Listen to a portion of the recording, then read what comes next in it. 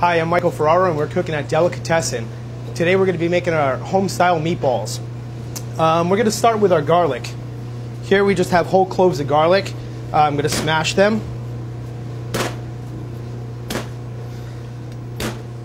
You want to be minced very fine for this recipe, since the garlic is only going to be cooked while the meatballs are baking in the oven. If there's thick pieces, they might be a little bit overpowering. All right, once you have the garlic minced nice and fine, we're just going to put that off to the side. Going to move on to the herbs. For the herbs, we have a bunch of fresh basil. Basically, we just want to chiffonade this. For the basil, it's all right if the pieces are a little bit bigger in it. Using fresh herbs in this recipe is really important. You really want that freshness. Since the meatballs only cook for about 20 minutes, you really get that fresh flavor of the herbs. Here we have our fresh parsley. It's just been rinsed, dried. I'm not going to worry about taking it off the stem. I'm just going to chiffonade it right down till we get to the end. It's fine.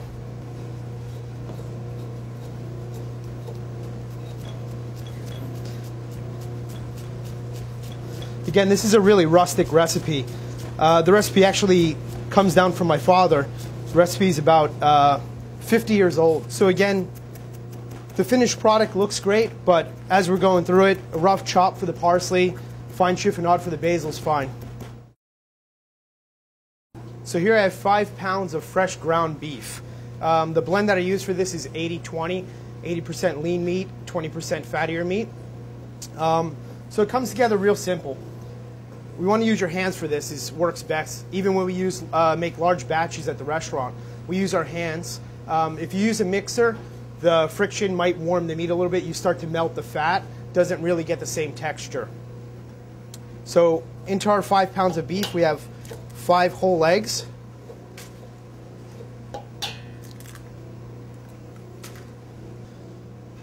Here I have coarse ground fresh breadcrumbs.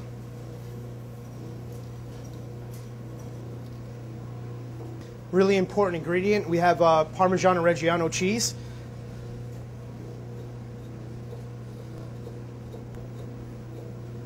I use the Reggiano in this recipe because the crystallization of the salt really comes out in the meatballs. Here I have a little bit of dark brown beef stock. This helps to keep the meatball moist.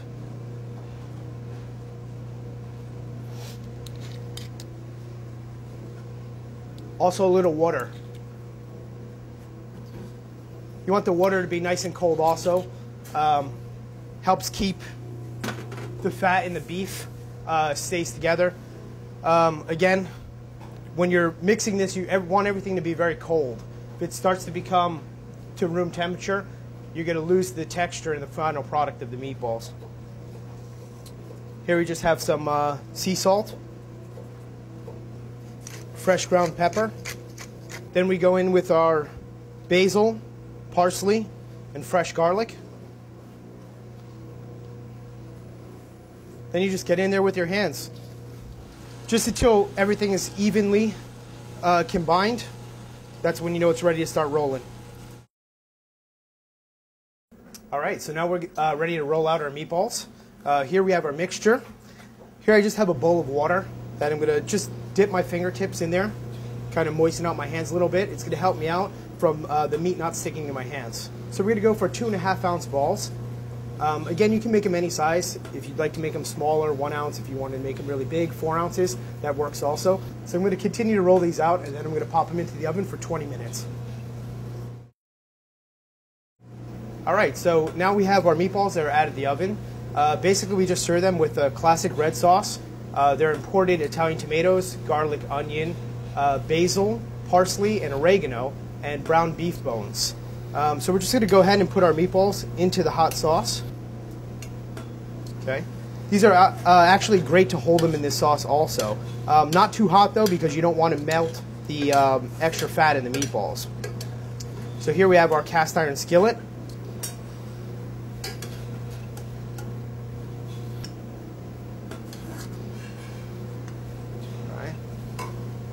Going to pour a little bit more sauce over the top.